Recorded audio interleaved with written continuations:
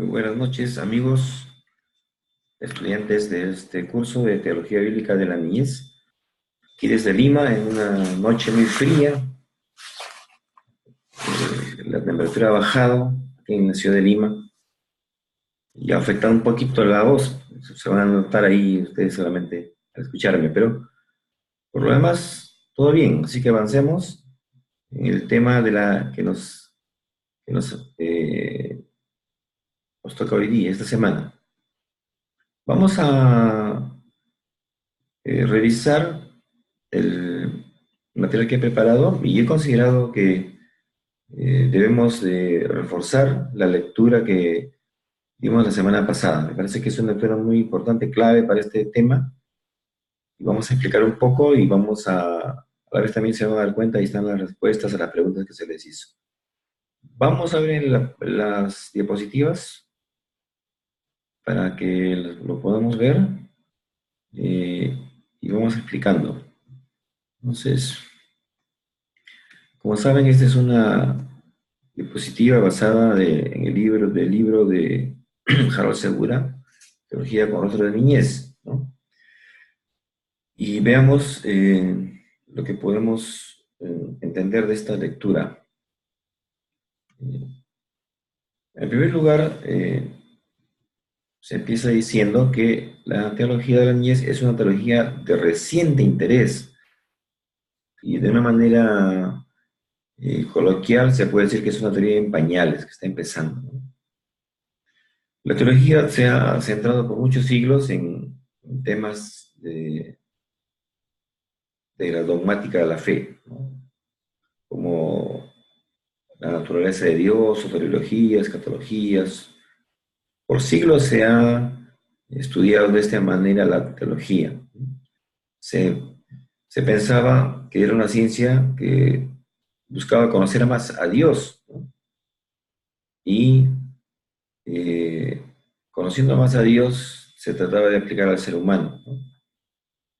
Pero fue así que apareció en el siglo XX, a mitad del siglo XX, el teólogo Ranner, y él promovió un cambio importante en la manera de hacer teología. Se le llamó a este cambio el giro antropológico, o método antropológico trascendental.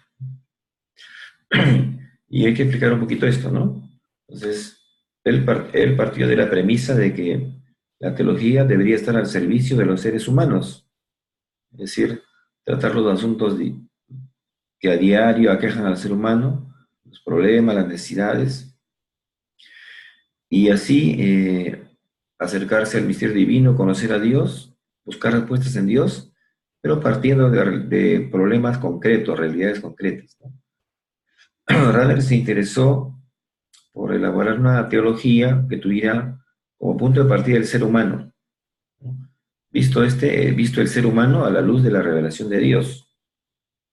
Entonces, él introdujo un cambio en la forma, más que una teología que él nos haya traído, él nos trajo una nueva manera de hacer teología, ¿no?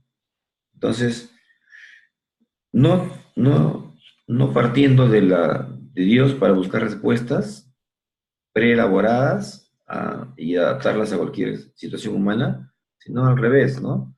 Partiendo del hombre concreto, de sus preguntas, de sus problemas, y con ellas ascender hasta Dios buscando respuestas a sus inquietudes, ¿no? Pero Randall también veía la vida cotidiana como reflejo de la obra del Espíritu, ¿no? Él decía que las experiencias concretas de la vida son experiencias del Espíritu siempre que nos enfrentemos a estas experiencias de manera adecuada. La propuesta de Ranner del partir de la realidad y de ahí buscar en Dios respuestas dio origen a muchas teologías en diferentes partes del mundo. Y en Latinoamérica encontró eco en la teología de la liberación, que tiene como premisa que parte de la realidad concreta latinoamericana de la pobreza y construye una alternativa, una respuesta de Dios para esta realidad, ¿no? En Europa también hubo otros teólogos en la misma época y todos influenciaron de alguna manera la teología de Latinoamérica, ¿no?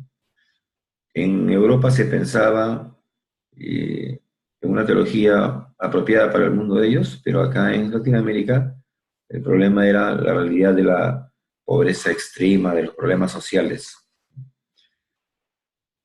Con esta nueva manera de hacer teología, eh, surgió en Latinoamérica la teología de la liberación, que seguramente lo has escuchado, han oído algo de esto.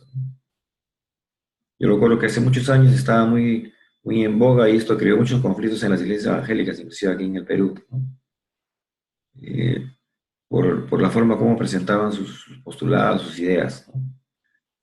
Pero así como esa teología surgieron también otras teologías, la teología feminista, teología campesina, teología negra, teología india, ¿no? Es decir, todas buscando dar respuesta a los problemas del ser humano concreto. Pero lo curioso es que no, en esta cantidad de teologías no aparecía la niñez, ¿no? Eso que la niñez cumple con varios patrones que también se encuentran en las otras teologías, ¿no? Entonces, eh, es por eso que es necesario una teología de la niñez, ¿no? Porque es un grupo humano importante, y más en nuestros países. Los países de Latinoamérica tienen un sector grande de niños, adolescentes y jóvenes, a diferencia de Europa, ¿no? Entonces, hacer teología de la niñez encarna varias cosas, significa varias cosas, encarna una práctica. La práctica es el compromiso con la niñez, ¿no? Propone una espiritualidad, ¿no? Hay que ser como niño para entrar al reino de Dios. Deconstruye, es decir, reelabora, replantea la imagen tradicional de Dios, ¿no? Y se considera su vulnerabilidad. Dios se presenta como un niño, por ejemplo, en la tierra, ¿no? En Jesús. Se critica un paradigma cultural, el paradigma que llamamos adultocentrismo, y tiene un método propio teológico que consiste en hablar de Dios a partir de la pequeñez y la debilidad. Es decir, cumple elementos básicos para hacer teología, ¿no? Y hablando del adultocentrismo, leemos en la lectura que es una categoría que muestra esa relación eh, no armónica, ¿no? Entre los adultos y los niños. Una forma de ver al mundo de los valores patriarcales, ¿no? Entonces, este adultocentrismo se traduce en conductas, en formas de vida, de actuar, ¿no? Y se presenta a los niños como personas no acabadas que están a la espera de ser adultos para recién ser útiles. Eso en cuanto a la definición de adultocentrismo, ¿no? Ahora, el pasaje de Marcos 10:13, donde se muestra a Jesús diciendo que de los tales es el reino de Dios, ¿no? Hablando de los niños. Entonces, aquí vemos este tema también, ¿no? Jesús rechaza, llama la atención a esos adultos que no acogen a los niños, ¿no? Y convierte más bien a los niños en protagonistas, ¿no? Invierte ahí los valores, invierte varias cosas, varios conceptos, varias formas de pensar, y hace que los niños sean los maestros y los adultos sean los alumnos, ¿no? Eso es interesante en Jesús. Y también la manera como lo hace muestra, dice que él se indignó, es decir, es una palabra fuerte, ¿no? Hay un interés muy claro en Jesús, ¿no? Para dar lugar a los niños, a aquellos que no han tenido derechos, darle derechos, ¿no? Ser amados, ser portadores del reino de Dios. Entonces, en esta idea de ser como niños para entrar al reino también hay algún tipo de misterio, ¿no? Significa que a través de la niñez podemos conocer a Dios, podemos tener nuevas maneras de relacionarnos con Él, inclusive nuevas maneras, nuevos ángulos para interpretar la Biblia. Por medio de los niños se puede descubrir la grandeza de la pequeñez, la fortaleza de la debilidad, la simplicidad del reino. Ahora, veamos tres condiciones para hacer una teología de la niñez. el método, los participantes y la praxis. ¿Ya? Se necesitan estas tres condiciones para hacer teología, ¿no? Se necesita un método, y este método es el método de ver, juzgar y actuar, es decir, ver la situación de los niños, los problemas que pasan los niños, ¿no? Y juzgar, valorar esta situación, valorar de acuerdo con la realidad que uno está observando, ¿no? Es la idea de juzgar, ¿no? Y luego, hasta tomar acciones, compromisos, de acuerdo a las circunstancias que den solución a estos problemas, ¿no? Entonces, ver, juzgar y actuar. Como enseñaba un teólogo, Juan Luis II, ¿no? Él hablaba del círculo hermenéutico. Y ese es el método que se usa para hacer, que se recomienda para hacer teología de la niñez, ¿no? Es decir, partir de la realidad, de esa realidad difícil de los niños, después de esa realidad, con ella se acude a la revelación de Dios, a la palabra, para que sea interpretada por la palabra. Luego la revelación se deja interpretar también por la realidad. Y finalmente la revelación da respuestas que iluminan la situación individual, es decir, pistas o pautas para actuar. En segundo lugar, para hacer teología se requiere de los participantes. En este caso se recomienda que sean la comunidad eclesial, la iglesia en su conjunto, y no solo de los teólogos especializados, aunque sí también con ellos, ¿no? Es decir, un diálogo entre la iglesia y los teólogos para elaborar una teología de la niñez realista, apropiada, ¿no? Es una tarea de la iglesia y es importante esto, el que para elaborar esta teología se incluya también a los niños o adolescentes y jóvenes, ¿no? Para que sean los niños mismos quienes hagan aportes desde su punto de vista sobre lo que entienden acerca de Dios, ¿no? Pues el mundo adulto y el mundo de la infancia se necesitan, ¿no? Uno aprende del otro y así nos vamos edificando. Y la tercera condición básica es la praxis, la práctica, ¿no? O sea, como han dicho ustedes muchos en sus comentarios, toda teología debe ser práctica. En este caso es la misma idea, ¿no? Es una práctica que se traduce en una pastoral y una acción en medio de la sociedad, ¿no? Entonces debe ser una teología que lleva a la práctica. Y la práctica no solamente es como un concepto final, sino en todo este método se considera la realidad, la práctica, lo que sucede, como algo prioritario, ¿no?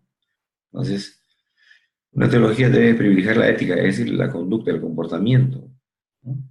Y también debe considerarse la práctica como un acto primero en cualquier reflexión, buscar ver lo que sucede en la realidad es el punto de reflexión para hacer teología, ¿no? Y finalmente podemos decir que en estos tres condiciones básicas, ¿no? Para hacer teología, se encuentran los pilares de la teología de la niñez, es decir, es una teología inductiva, que parte de la pregunta de la realidad, es práctica, porque desde la práctica se analiza y también se busca hacer cosas prácticas para solucionar los problemas, ¿no? Es interdisciplinaria, es decir, usa otras ciencias como apoyo, ¿no? Que apoyan la teología. Es comprometida porque se reflexiona, pero mientras se está sirviendo, no está mirándose de lejos, ¿no? Es dialéctica, hay una relación entre la realidad y las estructuras cristianas. Es participativa, incluye a los niños, y es enraizada en la fe, y es conformada por la espiritualidad de Jesús. Muy bien, entonces, eso, estimados alumnos, creo que puede aclarar, puede reforzar lo que ustedes han leído. Y estoy dejando una tarea para ustedes. En esta ocasión estoy pidiéndole lo siguiente, ¿no? A ver, quiero mostrarles la tarea que les estoy dejando. Ahí está. La vez anterior le dimos una lectura, una separata, del autor Harold Segura, ¿no?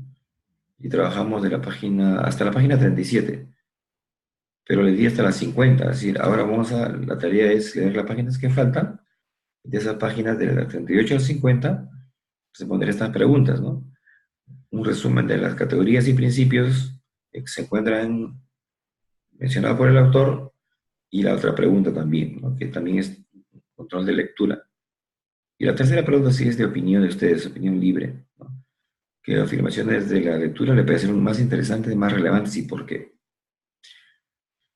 Eso es todo por esta sesión y hay otra tarea más que les voy a dejar luego también. Espero que cumplan con las tareas, que investiguen, que avancen. Estoy calificando y veo que hay muy buenas intervenciones. Espero que sigan en ese camino. Eso sería todo por ahora, estimados alumnos, y nos estaremos viendo la próxima semana. Y les pido que sean puntuales en sus tareas. Recuerden que estamos faltando ya poco para terminar y por supuesto queremos que aprendan sobre este tema, pero también que tengan buenas notas. Así que lo dejo para que puedan hacer sus tareas y puedan hacerlo a tiempo. Que Dios les bendiga.